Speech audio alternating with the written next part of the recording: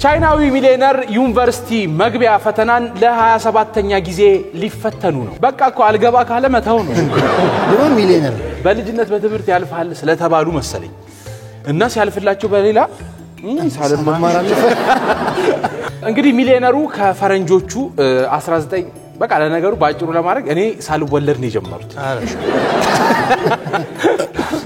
ከዛን ጊዜ ጀምሮ የዩኒቨርሲቲ መግቢያ ፈተና ወይም ጋካኦ ይባላል በእነሱ ለ26ኛ ጊዜ ቢወስዱ ማለፊያውን ግን አላገኙት መሰናክሎ ነባቸው ምን ልበለው በንግድ ስራቸው አንቱታን ያተረፉ ስኬታማ ሰው ናቸው ምንድነው በትምህርት ግን አንቱ ሳይሆን አንተ መሆናቸው ነው ሳይሰማቸው ይቀርማ እሳቸው እኮ አሁን ካሰቡበት የንግድ ትምህርት ቤት ሄደው ማስተማር ነው ያለባቸው ከትምህርት ውጪ እንዴት ብር እንደሚሰራ እኮ ሳይተዋል በትክክል በኮሮና ወቅት ራሱ ፈተናውን ወስደዋል በዛ ጭንቅ መሃል ራሱ